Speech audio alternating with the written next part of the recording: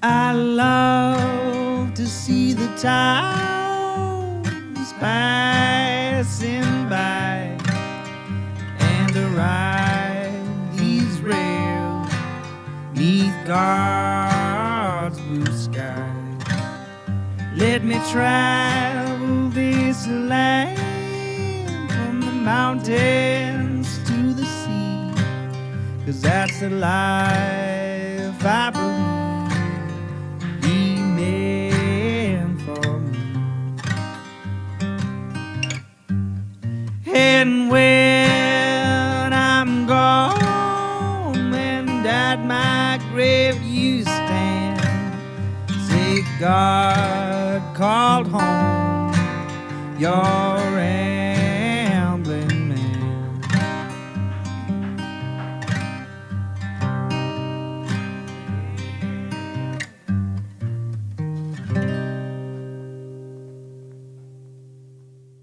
Welcome to Rambling Man Podcast, episode number 87. This one is with Smokin Dave and the Premo Dopes. This great band that have been around since 1982. Todd Steed, Dave Nichols, and Doug Meach. You'll even get to hear in this podcast about the time they opened for REM in Athens. They've got a new album coming out, and it's dropping on April 2nd, called Historic Knoxville High. If you'd like to purchase that album, you can find them on Bandcamp at smokindaveintheprimodopes.bandcamp.com. That's SMOKINDAVENDTHEPREMODOPES.bandcamp.com. I've been fortunate enough to listen to it already. It's a great album. Be sure on April the 2nd you pick it up. And I appreciate them coming on. Sponsor this week is Feral Giant. Feral Giant is a graphic design, illustration, and social media consultation company based here in Knoxville, Tennessee. So they do work for clients big and small all over the country, all over the globe, in fact. But they also do photography, videography, video editing, and audio editing, website design, SEO, writing, content development. Hell, they'll babysit your kids if it nets them money. So make sure you give them a follow on social media on either Instagram, Twitter, Facebook, or LinkedIn at Feral Giant. And be sure to give them an email today and hire them for your next project. Without much further ado, here's the episode. I will show you this. Vinyl. Nice. I bought this at Book Edie when they were next to Disc Exchange in like the early 2000s. It was there. And I was like, oh, I have to get that. So I re-listened to it in prepping, watching game film for this episode. Roll the tape. Yeah. And it's, for you guys, it's just kind of a conversation. We're just kind of BSing, and I do have some questions, but it's more like a conversation. Todd's making fun of me. Don't make me go get my Dodgers baseball cap, man. I retract everything I will say in the future. We have Padres hats. Yeah. Somewhere. That's good. We actually wore Padres hats for one of the recording sessions because they had SD on the front. Yeah. And it was like Smokin Dave, right? Nice. Like, so we don't have to go out and get our hats made now that the Padres have done that for us. We'll sort out the legal stuff later on. Yeah. Yeah, get an old Fred McGriff jersey to wear. Yeah, and, we just won't be able to resell them ourselves. We'll just have to send them to the Padres website to get a Smokin Dave hat. That's how we beat the other bands. We cut our costs so low. Like, if you want to support us, buy them from this website, and we get 0% of the revenue. Yeah, but it doesn't cost us anything to make them. No, smart businessmen. Smart businessman first, a musician second. That's all. That's what I always say. Yeah, fit it in. Yeah, I listened to the album. It's a very good album.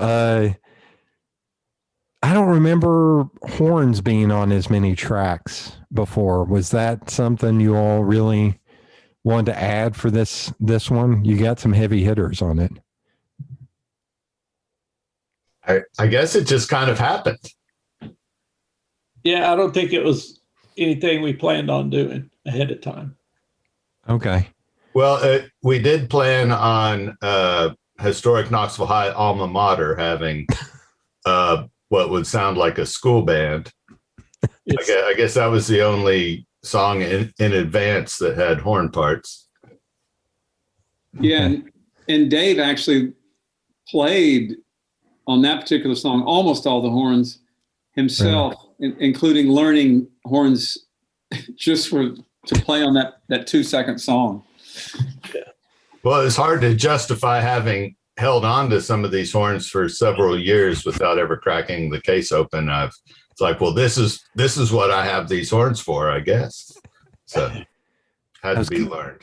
I was kind of disappointed at the lack of piccolo on this album, though. I mean, is there still time? If we talked about making it a 3-record Sandinista kind of thing with a lot of piccolo on it, but at some point you have to edit. Whenever you need a jug, I'm in. I'm ready. Are you a musician besides jug play? I'm a very poor banjo and bass player, as in I have not played in a long time. But there for a while, I was really practicing. A friend of mine gave me a great bit of advice. He was like, never put up either one of them. Have them always sitting on like a stand. So if you're sitting watching TV, you can just pick it up and start playing. Yeah, there you go. It's a buddy of mine who's a great guitar player. Yeah, it's actually really great advice. Yeah. When I kept my guitars in a different room from where I usually lived, I didn't play as much. It is. When I got the bass, I bought it. This how long ago? It was on Morlock Music when they were on Gay Street. I bought it from Matt, and it's a viola bass, like McCartney. And there's a buddy of mine that was just starting to learn the bass, and he and I FaceTimed or Skyped or whatever it was back then. I was like, look, I learned Running with the Devil. And I just played that one chord over and over and over again. It's like, I got one down. That's it. That's the start. But no, there's a very poor dad joke in that I sing like an amputee. I can't hold a note, can't carry a tune. Like I got nothing. I can't sing. I can't play. So I'll leave that up to y'all. Y'all are the professionals. I don't know. It sounds like the way you're describing it, you could have been on this record if you'd have been living in the neighborhood, it popped around. I don't know. There are a lot of guests on here, and that's just something like that just sort of happened. We kept trying to figure out, well, what have we not done? We don't want to repeat ourselves. Mm-hmm. And we used, I think, several albums, like the White Album, for example, is sort of like templates or inspiration. But what's something we haven't done before, and that includes like Doug singing lead and, Dave singing in Spanish and me giving up singing and getting Kelly Jolly to do it. Things like, because we had the time. There's no rush. Was that, now I know in the notes it said that y'all had been working on this one since 2014. Was kind of the COVID era what kind of pushed this kind of over the finish line? Yeah, definitely having a little bit more time to focus on something like this, where it had kind of been on a back burner so much of the time. It just worked its way to the front finally. Okay. But I for one, have been out of work since last March. So that gave me a prime chance to get some of this stuff done that, I've talked big about for several years, but not really delivered on because one thing or the other, being busy. And we're like, did you all record this with John T. Baker? Yeah. Some of it? Okay. I thought I saw him in the background in one of the photos. Yeah. Yeah, we started out there in 2014 by just going over and we recorded some basic tracks over there in 2014, September. And then we went back and did some recordings where we just, again, like, okay, well, there's no pressure from anybody, including ourselves, you know. So let's just set up and press record. I mean, literally, like with no, sometimes like even like, you know, we might have a riff or something, but there were times when I think one song where Dave goes, let's just count it off and don't tell me what you're going to play. And that's very exciting. Not always for the listener, but, you know. Well, there was another song that Doug suggested. Let's just count it off and start playing as we wear the eclipse sunglasses. So we couldn't see anything either. So there's no visual cues in that one either. That was hilarious. I don't think that one made it on the record. It didn't. That's only for the Patreon subscribers. That's behind a paywall. Level 7 Patreon. No, but it was. That's what we kind of, like things like that. Like, you know, one day, you know, everybody, Doug brings in. When we tried to stop, we had about 10 false start stops. 1, 2, 3, 4. 1, 2, 3, 4. If you're a young band, try this. I dare you. You know, the next time you're on stage is all played blindfolded or with the eclipse glasses. Just try it. Just go ahead. It'll be hilarious. You know, that's the big conspiracy theory now, is that Stevie Wonder is not really blind, that it's all been a gag this entire time. Oh, I mean, it's the age of conspiracy theories, you know, and that's in the liner notes for the album. By the way, the artwork is actually different on the LP and to some degree than the CD. But it refers to the age of lies, you know, which is like, that's what this era has been. You know, it's just like people just lie constantly because it's so profitable. You can make so much money lying and cheating and stealing. It's amazing how much you can make doing those things all together. And in a way, there's a lot of this album is kind of a reaction to that too. You know, the conspiracy theories and stuff. Because man, you know, that came out today. That guy in Nashville that you know, they finished their investigation of the Nashville bomber, and it was all conspiracy theories that made him go cuckoo, and declining personal relationships, of course.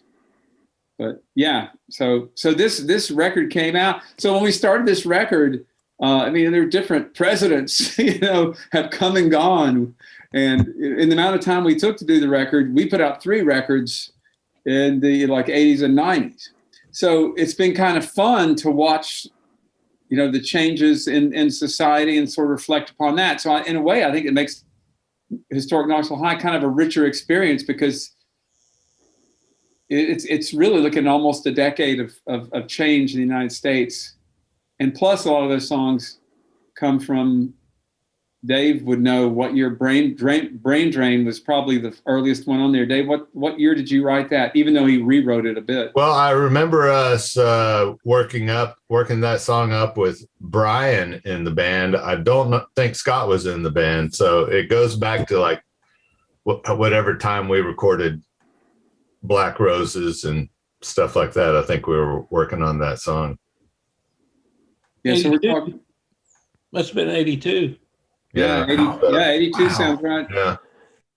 Yeah, that was another thing I noticed in the notes was about that some of them date back to the 80s, and I was going to ask like what was the one with the oldest elements, but so how much had that song changed from 82? Like, is it almost completely different, or like the lyrics kind of the same? Like, it's kind of the same, but you know, it kind of got polished up a little bit, and I guess Vitamin C goes back pretty far. I remember doing that back when that was backed up to Change Your Mind, and those 2 songs I remember going way back. Yeah, so we're talking Reagan era. We survived a lot of presidents, man. We survived a lot, and so some of those like Brain Drain. I remember when Dave brought it in, you know, to record it. I mean, I still remember the chords, you know, from playing it in the 80s, and Doug joined the band in 85. And you know, so we all knew it. But then when Dave was doing the vocals, he had like harmonies and he was singing it more where it was kind of shouting it earlier. So it was very exciting to like take those songs that didn't make the records for whatever reason and tweak them. But like Girls with Hair in Their Eyes, that one's probably from around 85, the Doug Meach era, 84. And that one, I never liked my lyrics on very much. I thought that I was like, oh, it's a good start, but I'll finish it one day. Little did I know, like 30 years later. But I changed the lyrics to be me talking to young me. And because, like young me couldn't finish the song for one thing, or really, have the patience to like make the lyrics better. And also like stupid, they're more stupid in the young version. So the older me is telling me like, giving me like love advice. And so that was fun to do, like to like have at my younger self a little bit. So in the interim, what made you pick up these songs from back then? What is it about now that made you be like, okay, I remember this song from 1982. What if we tried it again? Or is that something you all had done like every time you got together? Well, we did that when we first started getting together, 2013 or 14. I think we were trying to draw on some songs that had never made a record, been on an album before, and so we were just messing around with some of them and thought that it would be fun to finally record them and put them on a record. So I guess about 4 songs on the record are like that, 3 or 4. Yeah. And, there's probably still another handful that we could do the same thing with, that are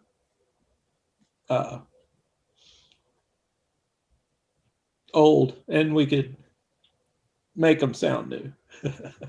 Yeah, like even after when we finished the record, I remember like, oh man, there's a bunch of good ones we didn't get to. There's a song that we did right at the end of the band, like Mach 1 at around 92, 93, called A World Without Parking Meters. Yeah. And there's another one that's like, it's not quite, the lyrics aren't quite done. And so, yeah, the Dopes had a lot of songs. And it's kind of curious why some of them didn't make too many years in the circus or whatever. And I think one of the reasons, I don't know if you guys agree or have noticed it, but I think we just kept writing new songs. And so it's just like when the record came out, it's usually like, what are we playing right now and playing live the most? Right. It was mostly what we were playing live that we enjoyed, what we were putting in most of the shows. And we didn't have a standard set list. So every show we tried to throw in different songs. And we had a lot of songs. We had a lot of covers and a lot of originals. But there were, every time we put a record out, there were certainly 6 or 8 songs that were crowd favorites, that we knew would be good on a record. And then there were some others that we just liked playing. So we would always throw them into our live shows, and that would make a record. But there, I guess that's how we chose what to put on the record. Okay. Was there how did you keep up with those songs over the years? Was it just in your head, or did you have like old cassettes or scribbled out in notes somewhere? Old recordings. Probably. Yeah. If we didn't remember them, we had them. We had, I think, just about everything was recorded in some format, one format or another. But I can't remember when we did it. We all sat down, and I can't even remember if it was text messages or emails. I think it was emails. We figured out our ultimate set list of covers and originals. Yeah, there's probably like 200 songs on there. Wow. I won the other day a cover, and trying to remember what it was. I was going to ask you guys if it was on the ultimate list. It's in the Dropbox if you can't remember. It might be in. Do you remember I'm trying to think how to say this, the most abstract cover you all did in performing? Watermelon? Yeah, well, people sometimes would yell stuff and we would go with it. My favorite was at the library one night, someone yelled Bohemian Rhapsody. Like, oh, okay. How far did we get through that? Well, we finished it, but we left out a lot of it. Yeah. There was some judicious editing. But we used to do things like John Jacob, Jingleheimer, Schmidt. Yeah, and we did Supercalifragilisticexpialidocious was a good encore number because it was a cappella. But we did, we did some Banana Splits, and we did some Monkeys, and we did some Glenn Campbell. We would just try to anything. Todd would sing As Time Goes By. We do little crooning and stuff, but silly love songs, just anything. Sometimes we'd play songs just because we didn't particularly like them. So, we play them and just to punish ourselves, I guess. Rainy Days and Mondays always get me down. Which we did. Yeah, it's like, so all these songs we're naming are like, earworms from the earworms or children's music. And we also found not a lot of people were fighting us for the rights to cover those. So hey, but take that, hipster bands. We did one set. I think it was at Manhattan's, and we did the entire first set was all Smokin Dave theme songs. Yeah, we had a lot of theme songs, like like a song to open a set or something. Like a "Hey Hey We're the Monkeys" kind of song. Nice. We had a lot of those, so we decided one time that we would and we had some for taking a break too. We had some break songs. So we did a set at Manhattan's. We were like, wow, we have so many of those songs that are fun to play. So let's just do a whole set of those songs. And then towards the end of the set, we'll transition into the, See You Later songs. And a lot of people, as soon as they started hearing the See You Later songs, they weren't real happy with that set. But we did come back and do another set. I can't remember if we started that one with the theme song or not. I think we were going to, and then I think they've had enough. I think it was described to me once. It was like, that was one of the most brilliant things I've ever seen a band do. Do not ever do that again. Please tell me the theme to Happy Days was in there. That seems like a perfect.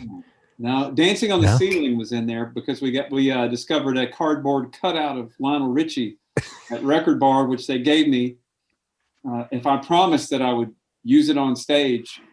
And so we did Dancing on the Ceiling. There's an example of a song I'm sorry I even mentioned it. So I can't wait till next time you all perform live. I can't wait to hear the Nickelback and Creed covers. That'll be pretty awesome. You can yell for them and see and we may give you something back. Can't make any guarantees. But it's funny, we were talking about earworms because there's a song on the record about earworms. It's one of the new ones called "Stop the Song," but it actually started when Dave's son was trying to tell us what the people of Manhattan's were telling us. Stop. Now how that went down, like we were playing and we were like jamming on something and it was kind of loud. My son's only 4 and he likes to butt in and he thinks it's funny. Like I'll try to play him a song. He thinks it's funny to grab my strings and do stuff like that. So when all of us were down there playing, he couldn't really interfere too much. So he just kept saying, "Stop the song. Stop the song." And he was just going around the middle of the room like that. And so I broke into a song called "Stop the Song." He started singing that back. So we all started singing it back to him. And And so, he didn't necessarily appreciate it, but he let us continue to practice. He was about 4, I guess. Yeah, he's doubled. He's over doubled. Yeah, he's doubled in age. That's right. He's 10 now. Now, is he still saying "Stop the Song"? And that song started 6 years ago. We call that one of the new ones. I was going to say you all have rattled off a lot of historic Knoxville venues. Can you think of one that is like gone that you miss the most that you played? Well, I mean, I miss Ella Guru's, but mostly because of all the other acts they would bring in. Mm-hmm. I just really miss going to that place. But we got to play there a lot. I think we played there the first night. I think we opened for Loudon Wainwright, and so I guess we were the first band to play Ella Guru's. Huh. Yeah, I mean, I miss Vic and Bill's because I miss Vic and I miss Bill, and I miss the steak in the sack, and I miss I miss those kielbasa's, and oh man, that was fun. I mean, the sound system was better at Ella Guru's than Vic and Bill's, but those Vic and Bill shows were, to me, some of the funnest because they just.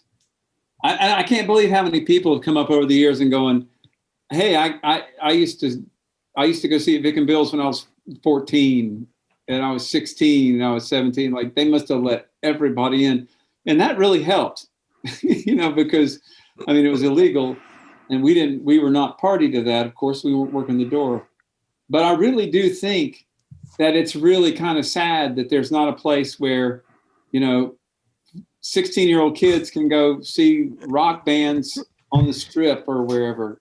And it's always segregated. Like, okay, if you're 18, you're too old for this. Like here's a high school gig and here's a college gig, and those gigs like Vic and Bill's and Ella Guru's too. Even though I don't think they let people sneak in as easily. I always like that youth energy of those places. Well, I think when we were playing back, a lot of that stuff, the drinking age was 19, because when we were 16 and 17 and sneaking into places on Cumberland, the drinking age was 18, and then we turned 18. It was everything was great, and I felt sorry for younger bands trying to get people to come out and hear their shows, and everybody was getting turned away because they were too young. It's like made it a lot tougher on the younger bands when the drinking age went up to 21. And of course, it's weird. They all stopped drinking. Like no one under 21 drank after that law was passed. It's amazing how well that worked. Didn't we play the most shows at Manhattan's? Yeah, I would think so. Yeah, we had a regular gig there, like the first Friday of each month for like years. Yeah, Manhattan's was a great place to play. Is it still open? It is different name. Yeah, it's owned by the same person who owns the Smokies. And it's not as much of a shotgun now. I remember the old Manhattans because that bar jutted out, and it was always just super tight in the room where the band was. Yeah. So you're talking about underage. So I used to go into the Mercury when I was like 14 or 15. And I always thought it's because I was a big football player dude with 3 tiny art class girls. It was me and 3 girls from Fulton would always go and see these punk bands. And they were very much alternative and goth. And here I'm walking in there, the big football player with the, Fulton Falcons t-shirt on, looking way the hell out of sorts there. And I always thought it was because I was so big. And then one of my buddies later was like, no, nobody carded at the Mercury. Nobody gave a damn about you, anything. I was like, oh yeah, I was with 3 women who were all 14 or 15 too. So, but I got to see Green Day on the Kerplunk tour and Operation Ivy, a lot of punk bands in like 92, 93 there. Some of those gigs down there in downtown Knoxville, I didn't like them because of the load in. You had to pull through that damn alley. Remember that? Still do. Yeah. And you got Still to like- hurry. And I'm not saying which band did it. Hello, Jeff Bills. But, I saw some other bands peeing out there. And like, I got to load in there after that. Not Jeff. He's a good, clean Christian man. He would never do anything like that. Did I say him? I meant somebody else. I will not have his name sullied. Don't know. I remember. Do you remember the upstairs above Patrick Sullivan's, that big open room? Yeah. Yeah, we did. But it was that thin set of stairs. I don't think they had an elevator, because I used to have to help friends who were in bands carry their drum kits or their amps up those little stairs. Because they would just look at me and they're like, "You're a big guy." I was like, "Damn it." You're wearing a Fulton shirt. Yeah. It's not even ironic. No. That was a tough load in, kind of like playing at Hawkeyes. That was a tough load in and load out. And Sassy Ann's, when you had to play upstairs at Sassy Ann's, that was terrible load in. Planet Earth was Planet Earth easy. I mean, it seems like all of them gave us a lot of exercise. Planet Earth was another great one. Yeah. That was a great place. And I loved going and seeing bands up on the second floor at Long Branch, because it was usually kind of not dead, but it was enough to where it wasn't super crammed up there. That was only on the party nights, on like Saturday nights up there. Yeah. But I think I spent most of my time in the mid to late 90s at it wasn't the library anymore. It was Moose's on the Strip, seeing heavy metal bands way before they became something, and seeing some dude from Michigan named Kid Rock perform. That was fascinating. Did you see the Flaming Lips when they were there? I'm trying to think. I think I did. There are a lot of those shows I do not remember. Yeah. I don't. That one was a great one. But like System of a Down was like an opening act. It was like 5 bands one night, and they were the second act up when it was still light outside, and they kind of blew my mind. But seeing a lot of like Fear Factory, Seven Dust, a lot of those bands that I couldn't hear, even though I had earplugs in for like 4 days, I still couldn't hear, because it was just shaking the wall. I was like, I don't think this is safe in here, guys. We need to go. Yeah, it's amazing, like all the clubs you've rounded off, that's a lot of great places. And that's another. So Dave and Doug, I'm a designer and an artist, so that's another thing I keep wanting to do is redo the signs from all those old venues and make little stickers or T-shirts out of them. Because my dad and uncles, they used to go see bluegrass bands at Buddy's Barbecue in like the 70s. But then there was a place on Central, and I wonder if it was still around when y'all were playing. It's called the Black Poodle, Black Cat, something like that. Yeah, I know what you're talking about. But this was like 1977, 78. They walked in the back. They were so close with the owners. They went around and walked in the back door. And sitting there was Greg Allman, Dickie Betts, and all the guys in the Allman Brothers, grabbing a beer before they got on the road and drove to Gatlinburg to Greg's cabin up on top of a mountain. It was like, wow. So Dad told me that story growing up, and he was like, "Yeah, we just sat down and drank with them." And of course, when I turned 30, I was like, "Oh, they then got in a car drunk and drove to Gatlinburg." Awesome. Well, I bet they did. Probably a little stoned too. Yeah. Yeah, that's slightly before our time. Yeah.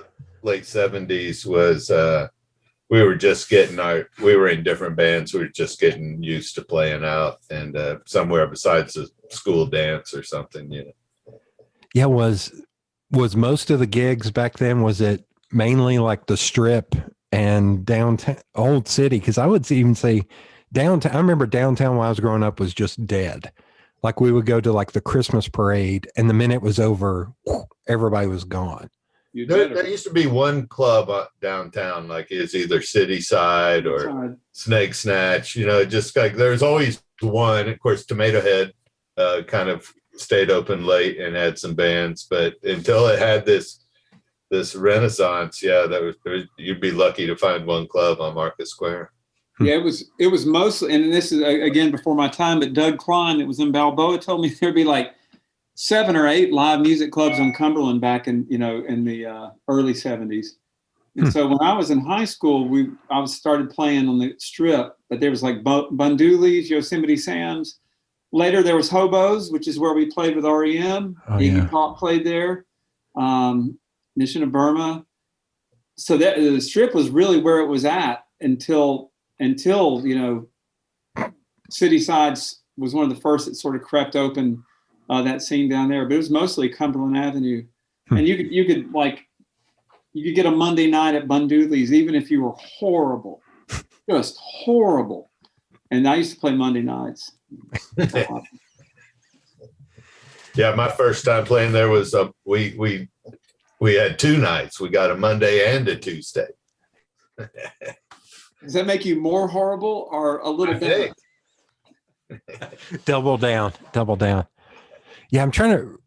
Was it anything before the Electric Ballroom, or did it start as Electric Ballroom? Because that one I didn't know about until probably college, I guess. Like it seemed to just come out of nowhere, and then all of a sudden it was like every night they were having shows or dance parties or whatever. Yeah, I think that was its first incarnation. Yeah, I saw a bunch of very weird and interesting bands there. That it would be metal. This is much later, but I remember it was like metal, goth, and then I remember in like 2008 it was like Mumford and Sons and the Black Keys. I was like, what the fuck? No, Mumford and Sons cannot play the Electric Ballroom. That's weird. That's weird. It's amazing how much has come through Knoxville. It's not a huge city. It is a college town, but it's not like an Athens, Georgia college town. It's not like an Austin, Texas college town at all. But man, I feel just so fortunate all the great music I got to see growing up, from whether it was, I got to see Muddy Waters, play at the Civic Coliseum with Eric Clapton, and then the Minutemen, on the Strip, or, a lot of those early punk bands. But then, with the jazz school here too, and Ashley Capps bringing all these avant-garde artists early on, Art Ensemble Chicago and all these. Sun Ra came on a regular basis. That was awesome. So I felt like, boy, did we get a great education just, for $4 or $5 at a time. Or there were people, I'm not going to mention names like Jeff Bill's name, I'm not going to mention names like his. But there were people that would walk in like with an empty guitar case and just walk into the stage door like they were in the band and go in and see shows for free. People would do that. I don't mention any names like Jeff, but yeah. When I recently found out about like the history of the Jacobs Building and how like Louis Armstrong and Ella Fitzgerald, like way back in the day, played the Jacobs Building, which kind of blew my mind. Chuck Berry almost played it. Really? You know that story? No. Yeah, Chuck Berry, it's in his autobiography, another great proud moment for Knoxville. Oh, God. Chuck Berry drives down, he gets booked to play the Chill House at the Jacobs Building. He drives to Knoxville in his Cadillac. He gets out, he goes in, and he's got a local band to play for him, he did that a lot, Yeah. And so it's just a bunch of local guys. And Chuck Berry gets out of his car, and the promoter goes, "Excuse me, sir, you can't go in there." He goes, "I'm Chuck Berry." He goes, "No, you're not. Chuck Berry's white." And the guy's like, Chuck Berry's like, "Actually, he's not. I'm certain." And the guy says, "Well, you're not playing here." And he goes, "Well, you're paying me in full." And the guy paid him in full. And he got in his car and drove back to St. Louis. Of course, Louis Armstrong they blew a bomb up outside of him. Really? Yeah. They I heard a story. Somebody was on Marin's podcast and they were talking about they were one of those local backing bands. It's somebody who's big now, and said that when Chuck Berry played, he would walk up, they would hand him a briefcase full of money. He would play his guitar and have the briefcase sitting in between his legs as he played guitar right in front of him so nobody could take it from him. And then at the end, he would grab that briefcase, walk off stage, never say hi to the band or anything, and just, I'm out. Take that briefcase full of money and go. We got to start doing that, guys. Doug, do you own a briefcase? I'll get one. Okay. I was going to say in 2021, it may be hard to find a briefcase. Yeah. I don't know. I think I win on seeing a band at Jacobs. I saw ICP in 1997, 96. It's the first show I ever went to where there were police officers and we had to walk through metal detectors for Insane Clown Posse. And I did get Fago on me at that show. And they let the audience take over the stage at the end, and I thought there was going to be a riot. It was absolutely insane. They named their band correctly. Yeah. They were funny. It was great. It was awesome. In going back, you mentioned you all opened for Loudon Wainwright III. Well, like, were you all kind of known as a staple to, somebody like Ashley, to where he could just say, all right, guys, can I get you to come in and open for this band coming through town? Was that like a regular occurrence? Oh yeah.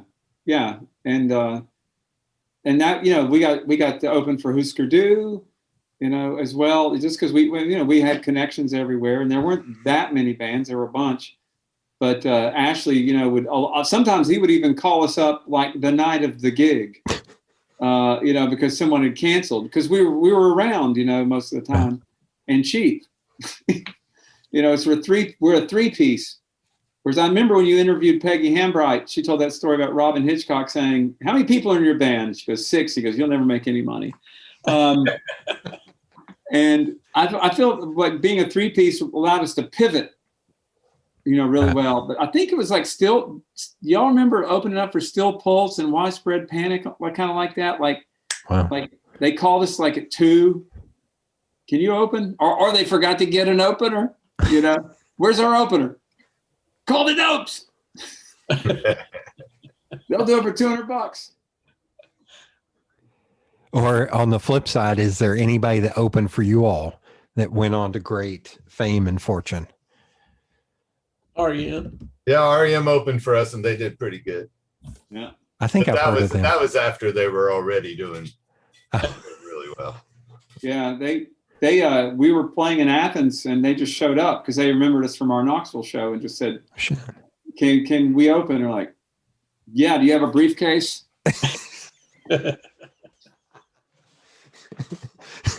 But no Dopes covers. You can't do any Dopes covers. No, that's verboten. And no theme songs. No theme songs either. If they do a set of theme songs, the deal's off. We're going to take our briefcase full of money and walk. Yeah, it's weird. I was actually talking to somebody earlier today, a musician that lives in London. And as always, whenever I get on with people who are not from here, I try to sell Knoxville to where that's what half of the podcast ends up being. It's like, yeah, it's great. You need to come visit. Like, it's great. I'll show you around. Don't go to Calhoun's. No offense, screw Calhoun's. Don't go to Calhoun's for barbecue. That place sucks. Like, come with me. We'll go to Sweet Peas. I'll take you to Oakwood Barbecue. I'll take you to the good places. But she and I were talking. I was like trying to explain to her what Knoxville was as far as kind of what you were saying about music, and telling her about Big Ears and WDVX and how that kind of pedigree. And as people who have been here for a while, like, or have so much history here, what do you think it is about this city? If it's not that it's a college town, is there something in the air? Is it Ashley? Is it just the welcoming environment here?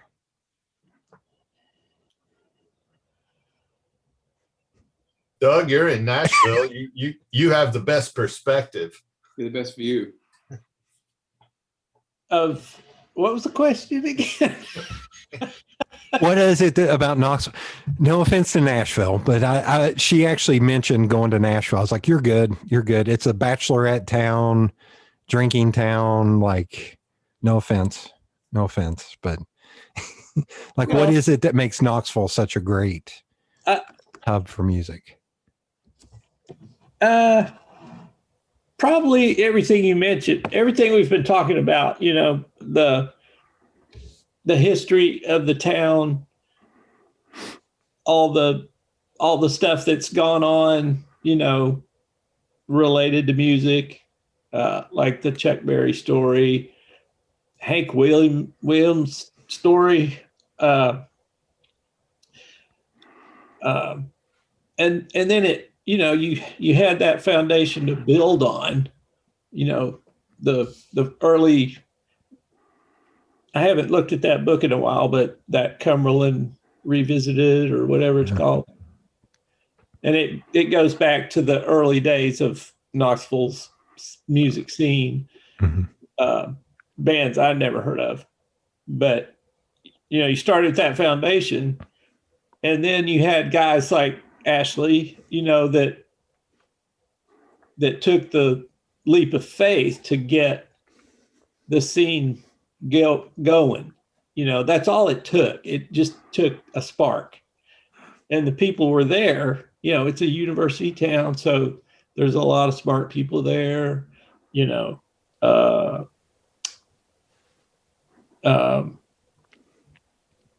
lost my train of thought. Well, I want to throw in even before that, I would say, like, to me, the earliest spark that sort of created what I call the modern era of the Knoxville music scene, because there was music here, there great jazz music here in the 40s and 50s, and great blues music here in the 30s. R.B. Morris, Terry Hill, Hector Kirko, and I would even say Lonesome Coyotes to a degree too. But I think especially for Terry Hill, who was a guitar teacher, and he taught like so many of us. And like almost all of Terry's students went out and started bands. And this would have been, you know, in the 70s and then into the 80s, you know, Brian Walschlager and Shan Stanfield and Carl Snow and, you know, John Sewell. I mean, the list goes on and on. These people that sort of came out of that.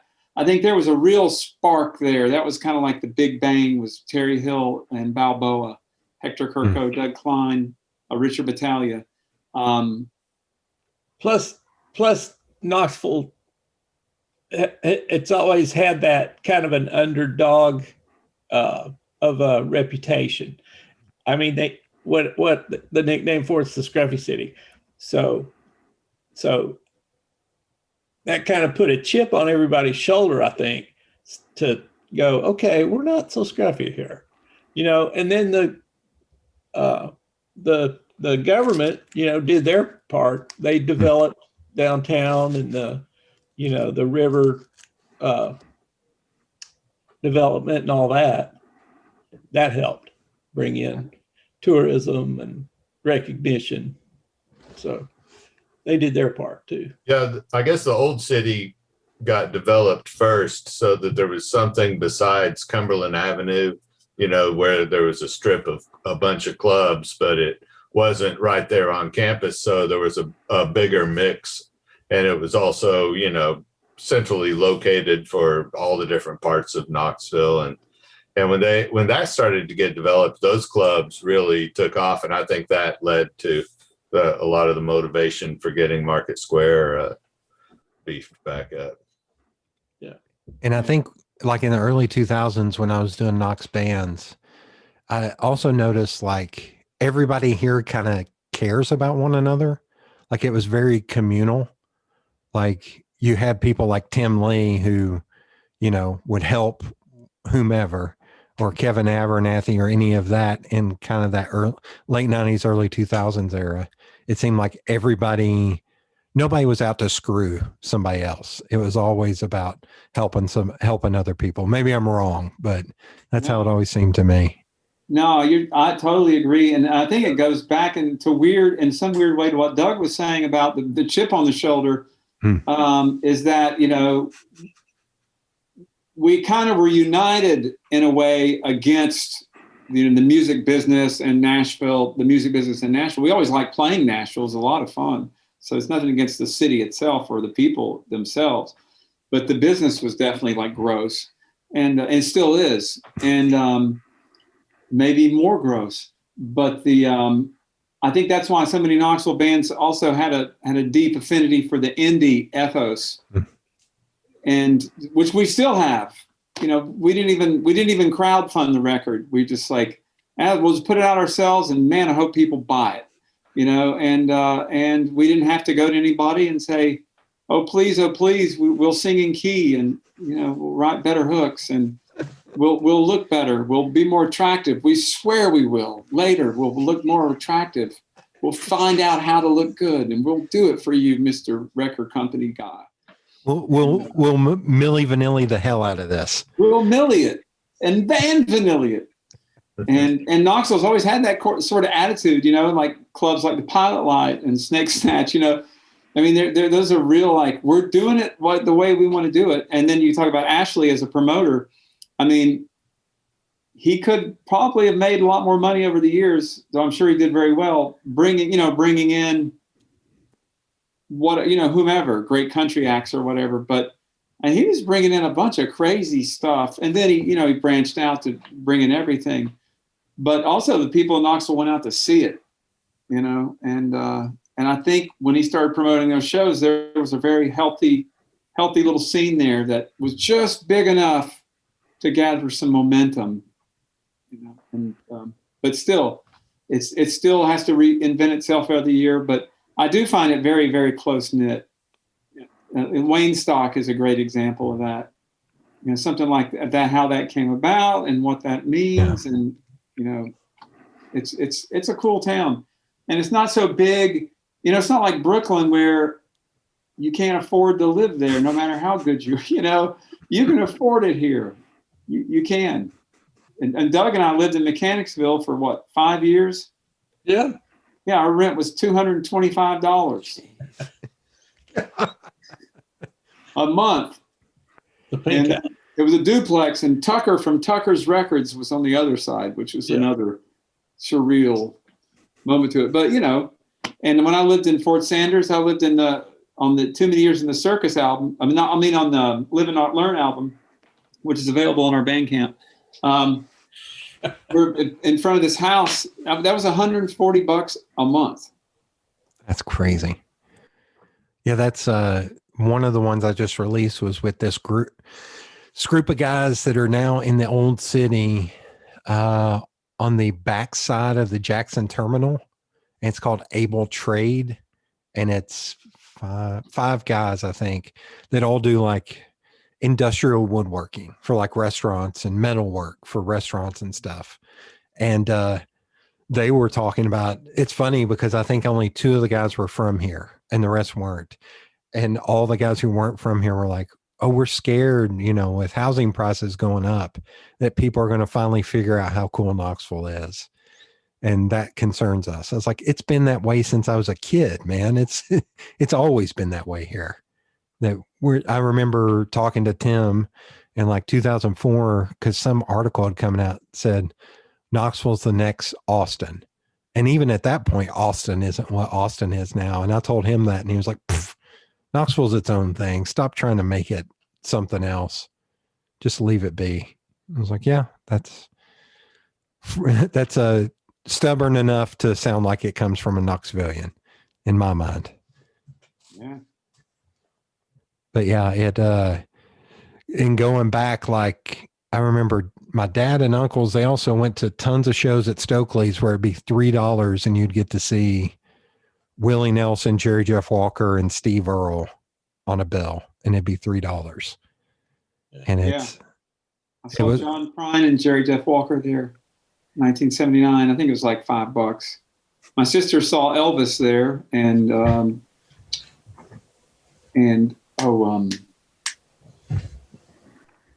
Another Piece of My Heart Now, Baby.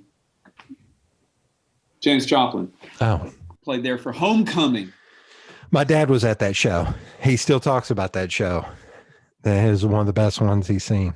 It's crazy. That show, that was the Homecoming show for UT. And they actually had a game earlier that day and the show that night to show you how much the UT football has grown. They actually had like their homecoming game, and then they had Janis Joplin. Then let's all go see Janis Joplin. You know, crazy. UT football was the opening act for Janis Joplin.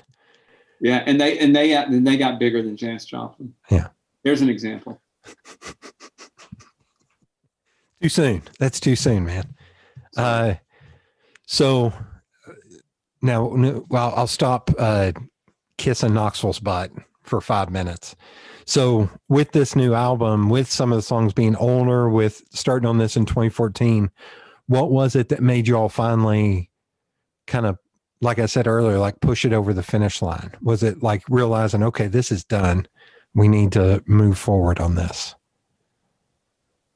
I think it was the fact that so much had been invested in it that it needed to get finished, or nothing was ever going to come of it, you know. So there was a push, especially during the pandemic year, to just go ahead and wrap it all up. But there was still a lot to do. But you know, we set deadlines and met them and got it over the finish line. Yeah, I still can't believe it. You know, it's like, it's the gift of modern technology is that you can work on, you know, something we couldn't do with like too many years in the circus. We're in there for 6 days, and that's mixing and recording, and it's done, and there's no going back.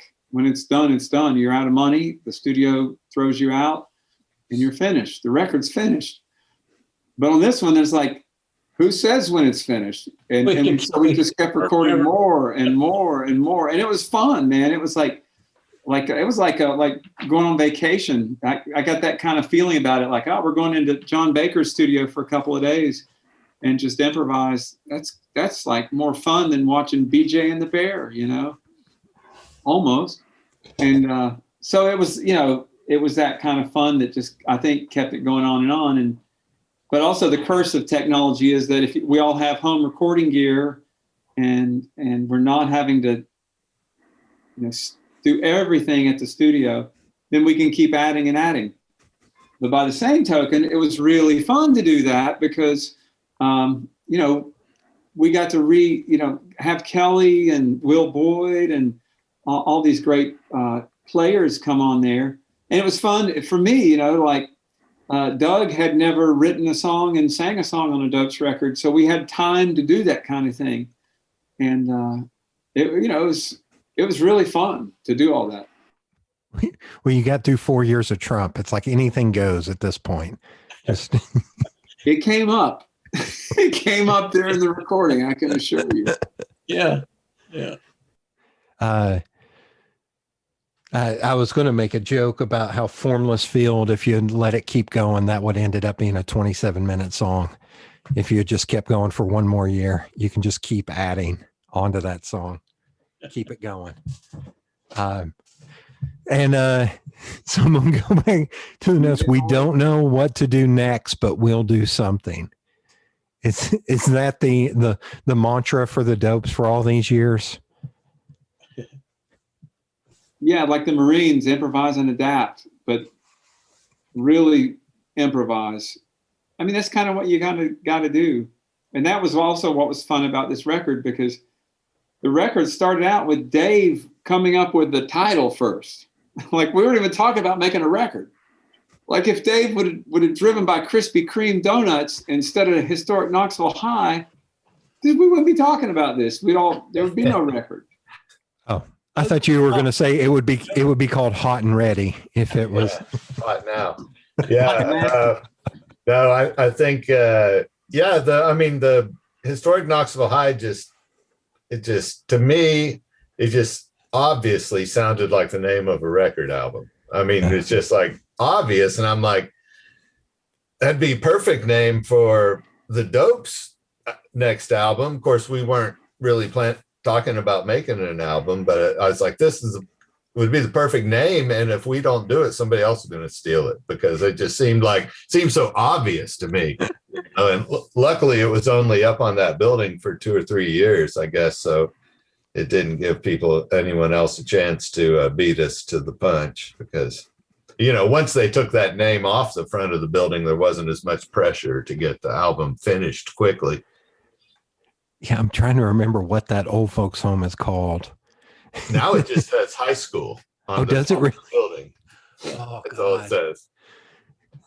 I was going to say, like Shady, you don't hear somebody coming up with a Shady Acres convalescent home. That's not going to be an album title. You're right. But that is true. That's how it started. Like they said, oh, that's a great name for an album. I'm like, well, I guess we have to make it then. Yeah, so Todd went home that night and came up with the Alma Mater song. And then so we had the album, we had the closer, and so we just had to fill in the rest of the blanks. So that was I'm looking at the album. So that was always the closer. You're like, we're going to end with this song, not begin. It's always going to end with the Alma Mater. I don't know, but kind of. I mean, I guess in the back of at least one of our minds, that would be the closer. Yeah, that was pretty much a decision we made pretty much near the end. It wasn't really discussed. And throughout this whole process, we had endless changes to the mix, etc. And we were doing it with text messages. And Dave said, not one more thing, but not to be too nitpicky. And he spelled it K-N-I-T. And I was like, that's not how you spell nitpick. Yeah, and I go, nitpick, it's N-I-T-P-I-C-K. And that started a whole joke about Oh my God. our changes to the tracks, or the order of the tunes, or whatever we were talking about.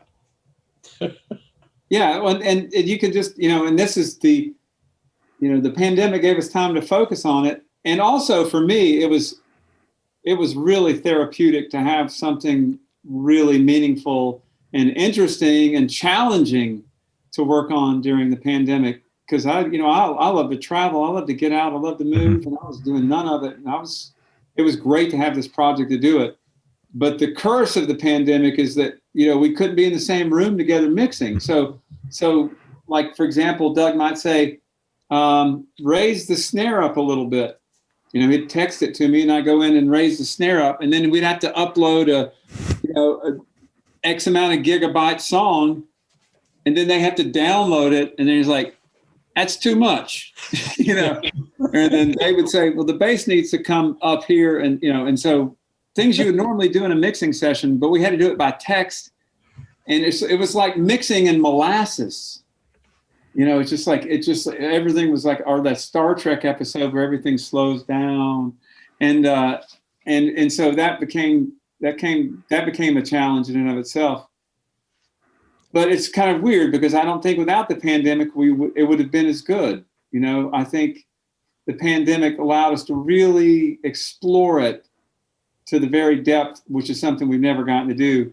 And of course, it's up to the people that listen to it, how much they enjoy it. But something like Formless Field, you mentioned, there are longer versions of it out there. There's a 20-minute version of it, literally, that we recorded at John's. The version on the record was at Top Hat, the second studio. But we did do a version of it at John's. It was 20 minutes, which we liked, But it was like, that's another reason it took so long, is like, we've got 4 Formless Fields that add up to 1 hour and 20 minutes. Let's all listen to them. Okay, right there. That's like 3 people times an hour, So it was, it was slow going.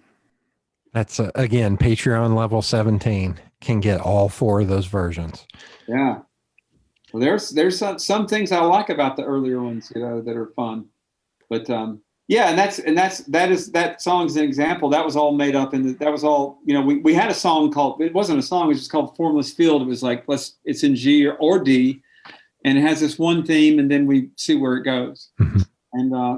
And that to me is something the Dopes have always been able to do live, where we just sort of like play off or whatever, improvise whatever. But it was fun to do it in the studio, with good mics and nice snacks.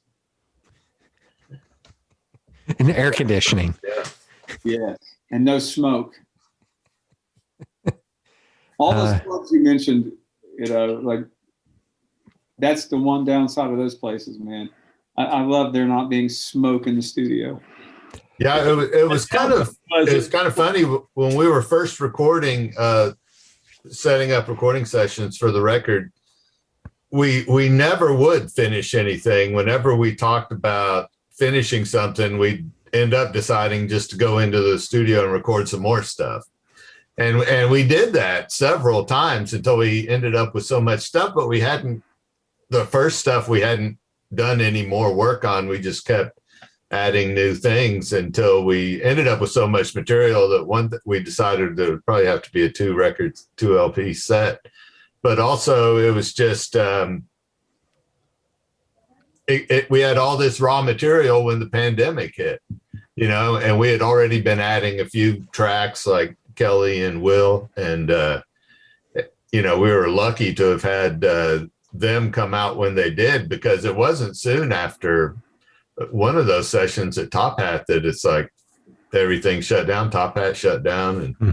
But luckily, we had workstations at our homes, and with the as great as the internet is these days, we just bounce files back and forth to each other and check them all out and discuss them. And it was kind of tedious with text messages and stuff, but it really, we made the most of it, and we got the record finished that way.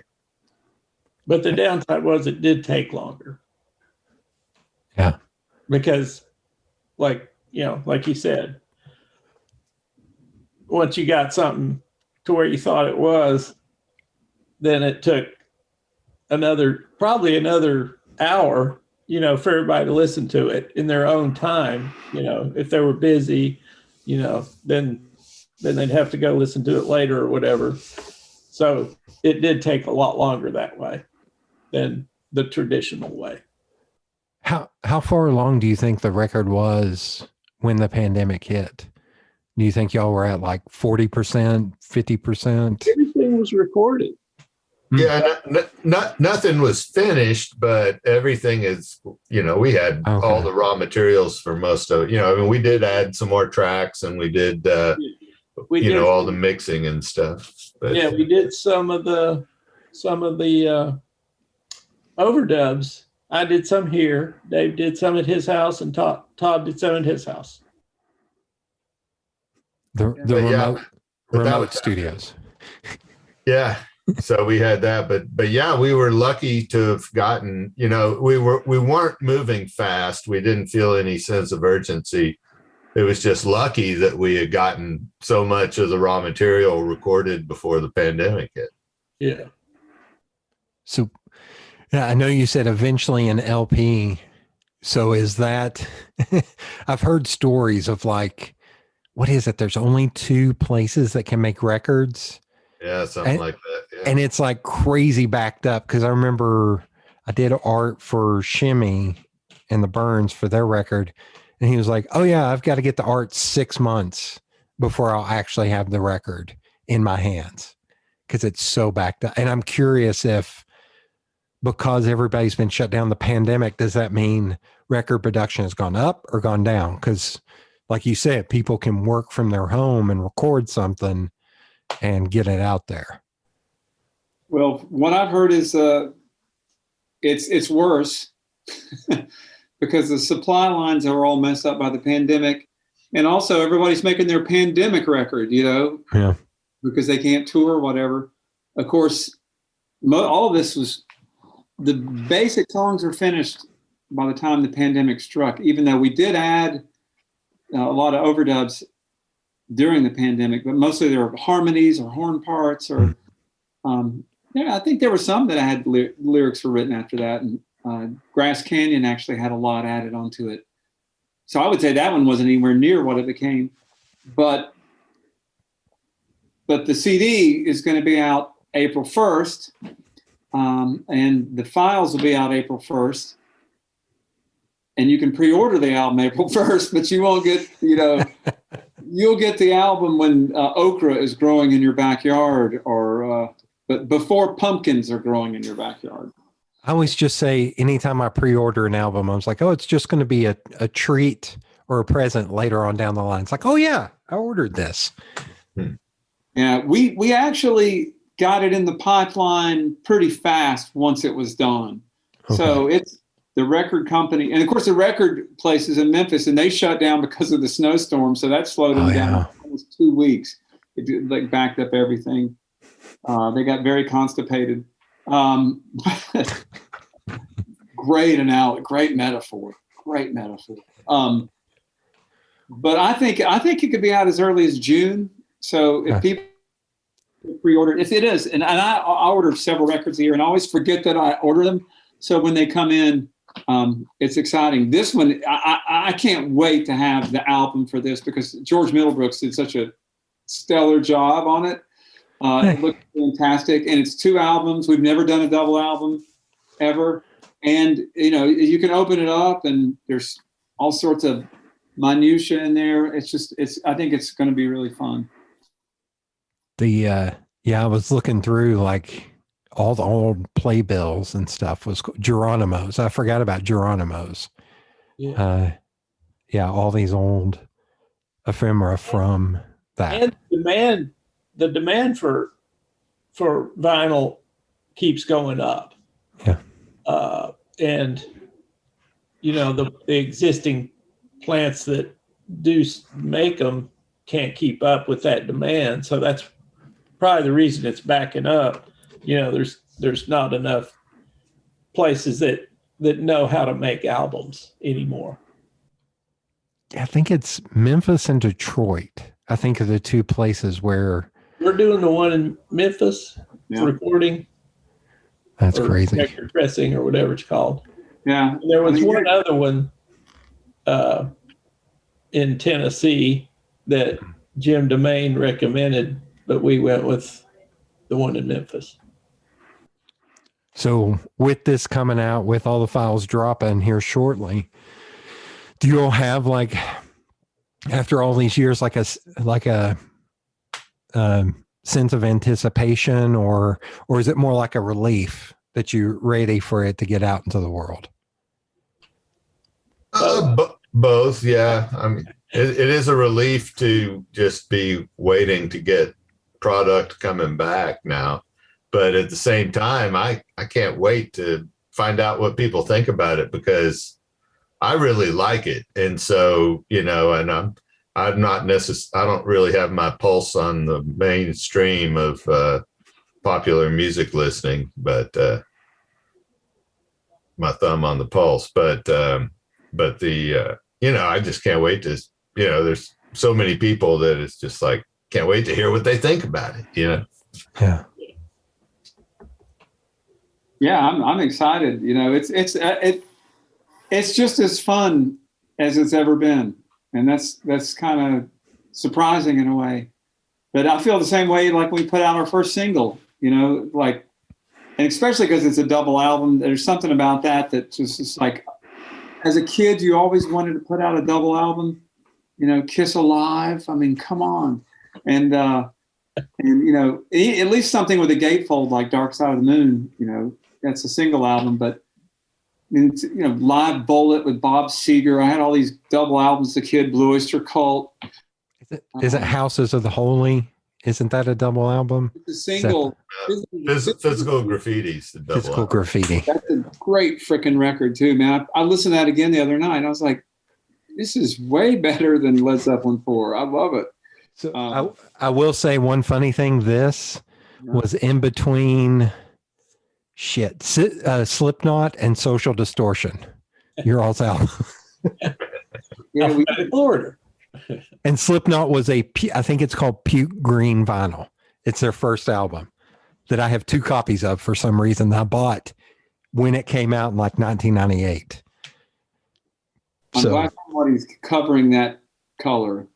I think you all have great security standing on either side of your album. Slipknot and Social Distortion watching your all's backs. I feel And safe. the other thing about a new album is kind of to circle back what we were talking about earlier was playing shows, to promote them. That was for me, that was just awesome, to have a record that you could sell at a show, and play the songs on the record. You felt like a real band. So do you all think in the post-COVID era, you all will do like a record release show or a big show and maybe get some of the horn players or some of the guests on the band on the record to come out? Yeah. And we'll get Dr. Fauci to come and introduce us. Love to have him introduce us. He'll be your opening act that will blow up after you. He'll become DJ Dr. Fauci after y'all. I'd buy whatever he's selling, man. Got his finger. He's a baseball freak too. Yeah. Yeah. No, I mean, those album release shows, some of those to me are some of the best dope shows there ever were because you're so excited, and at the end of the show, you can say, here it is if you want it. And that's what I wish we could play one now. I'm sure that once we're all vaccinated and everybody else is vaccinated, maybe we'll do something outdoors in the summer. Would be great. Mm-hmm. Yeah. Some friends of mine are in a band called Kelsey's Woods, and I helped them with their album art and went to the record release. And it was funny because they're kind of a rough and tumble drunk band is the nicest way to put it. And that night they were all like on edge. And I was like, are you all okay? And they're like, none of us are drinking. We have to do a great show tonight. This is our record. Like they were so freaking out. And I was like, this is not what y'all are. Here, drink, please enjoy yourself. Good Lord, guys, like calm down. Well, in the past, especially when we were selling our records at live shows, we had a lot of our people who are fans of the band. They came out and heard us a lot. And when we would put out a record, it would have some of their favorite songs on it because they would look at the album, the songs, they know all of them, and they'd be like, oh, finally I have my own copy of this song I can play, Keith Richards or something. Now I can play it whenever I want. But this time we're putting out a record, and even our biggest fans will have not heard 80% of these songs before. So it's going to be really interesting to see how it's received. Yeah. All right. They'll be our biggest fans.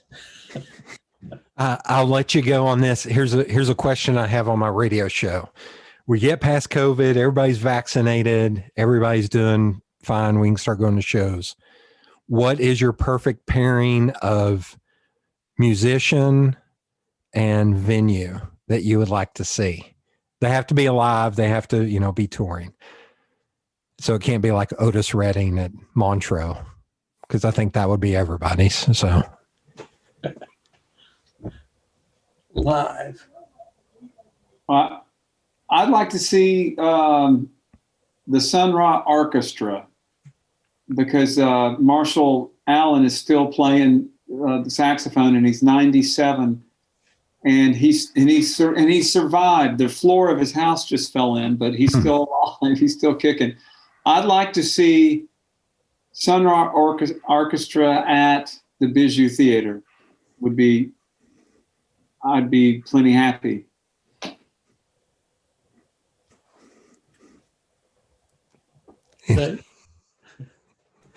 Well, I mean, I would like to see, there was a show that I had front row tickets for, and it didn't ever happen. But this was way before the pandemic. It was this the singer Susanna Baca think that's how you say her name. And she's from South America, I think Peru. And she, I just love her music. It's such a relaxed, but ethnic Latin American sound. And we had these front row tickets. I'm still missing that concert. I still want to go see that, but the show got canceled. I really don't think enough people here in Knoxville knew who she was, and they probably didn't sell enough tickets to make it happen. But Where was she playing at? and that's how I got front row center seat, I guess. Where was she scheduled to play at? At the Bijou. Okay. And this was probably 6 or 8 years ago. Okay. But she's still performing, putting out records. Maybe she'll gain some popularity and come back through Knoxville. I hope so. She can open on the Dopes record release show. We could open for her.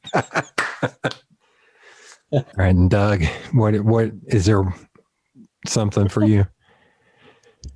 I've always been a big fan of Kurt Elling.